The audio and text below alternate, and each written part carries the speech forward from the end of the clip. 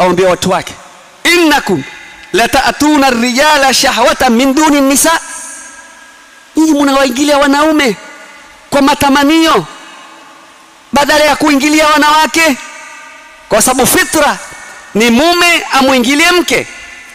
Lakini leo nyinyi mnawaingilia wanaume kwa matamanio badala ya kuwaingilia wanawake. Bal antum qaumun musrifun, nyinyi ni watu wabaya kabisa, ni watu wa fujo, ni watu wenye kupita mipaka ya Allah subhanahu wa ta'ala. Hili ni kosa kubwa ambalo nyinyi mnalifanya. Lakini jawabu walioitoa kumpatia mtume wao Lut alayhi salam ilikuwa ni jawabu ya kibri, jawabu ya ujeuri. Allah asema, wama kana jawaba qaumihi, hayakuwa majibu ya watu wa Lut illa an qalu, ila ni kuambiana wao kwa wao,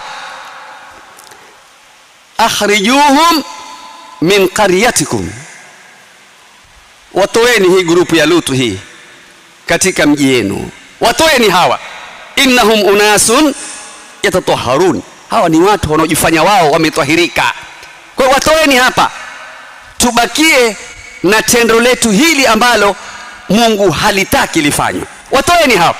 Hii ndio ilikuwa ndio majibu ya watu wa Lut walipoambiwa, innakum lata'tuna ar-rijala shahwatan min duni an-nisa bal antum qaumun musrifun.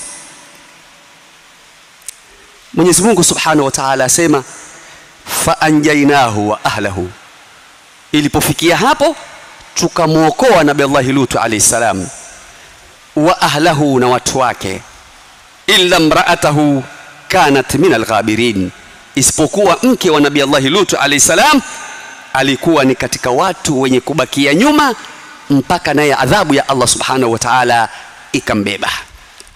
Kwa ndugu zangu Waislamu, kosa la liwat ni kosa kubwa ambalo malipo yake ni watu kuangamizwa, malipo yake ni watu kudidimizwa katika ardhi, malipo yake ni yule mji waliokuwa kikaa Allah Subhanahu wa Ta'ala kuubadilisha, juu ikawa chini na chini ikawa juu.